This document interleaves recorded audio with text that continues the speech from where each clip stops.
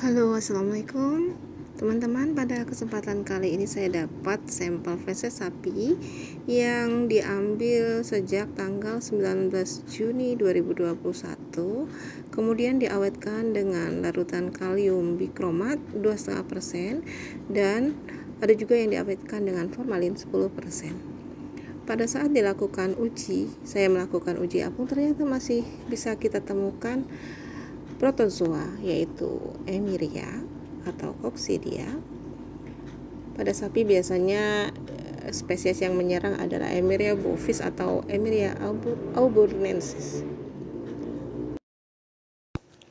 Jadi setelah 2,5 bulan dari saat diambil, feses yang diawetkan dengan larutan formalin 10% ataupun kalium bikromat 2,5% ternyata masih menunjukkan hasil positif terhadap Emeria sp ini. Seperti kita tahu, Emeria ini menyebabkan penyakit yang disebut koksidiosis dengan gejala saat defekasi fesesnya berdarah. Masih terlihat ya pergerakan di bagian dalam dari oosit ini.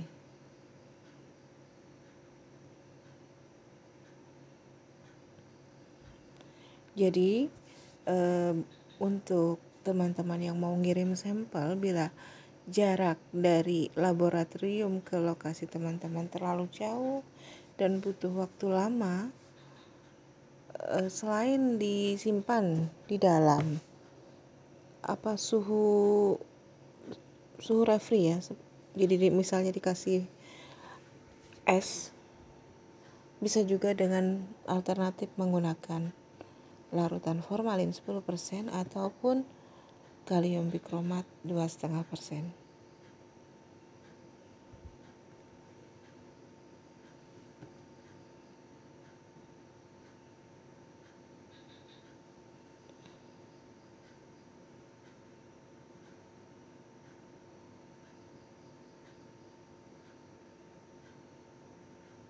Ini sepertinya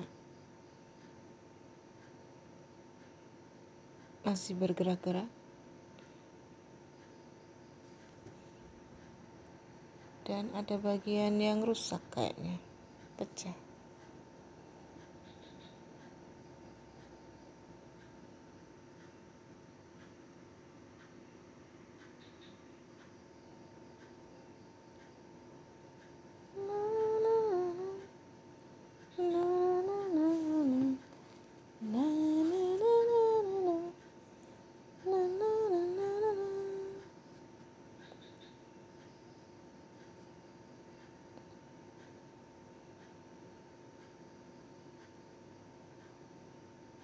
Dindingnya tebal ya,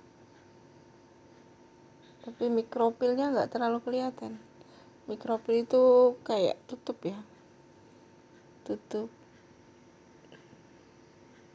di salah satu ujungnya biasa, cuman ini nggak terlalu nampak.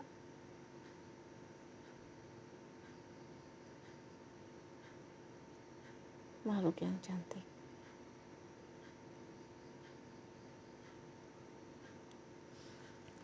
Oke, selain Emeria, saya juga menemukan protozoa yang lain, yaitu Balantidium. Balantidium ini termasuk filum Ciliopora. Yang kita lihat ini dengan uji apung kelihatan masih ada silianya, berarti dia masih dalam bentuk tropozoid. Jadi Balantidium coli ini ada dua fase tropozoid di mana dia ada silianya kelihatan.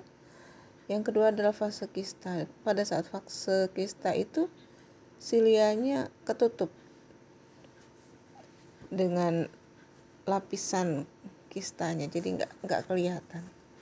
jadi kayak fase dorman. Kalau fase tropozoid, silia ini menjadi alat geraknya. Ukurannya cukup besar, antara 65 sampai 95 mikrometer panjangnya, dan lebarnya hampir 75 mikrometer. Bentuknya agak lonjong, dan di salah satu sisinya di ujungnya itu ada semacam mulut. Ada makronukleus, mikronukleus, ada vakuola. Nah, itu kelihatan tapi tidak terlalu jelas ya.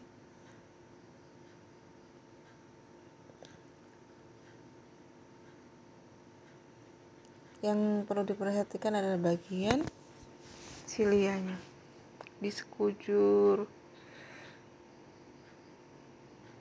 lapisan luarnya. Saya mau bilang di sekujur tubuhnya, kok bukan tubuh ini ya. Nah, itu seperti mulut.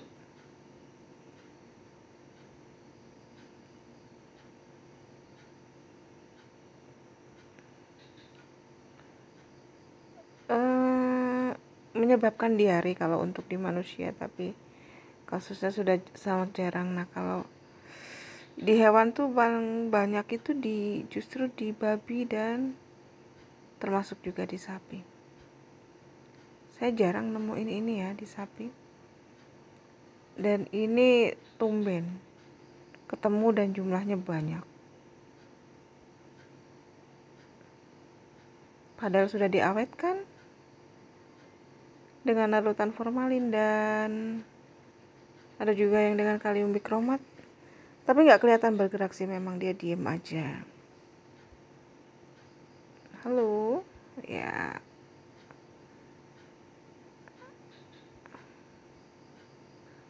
Oke, kalau ini dengan uji sedimen biru-biru ini ya, ada efek metilen blue-nya.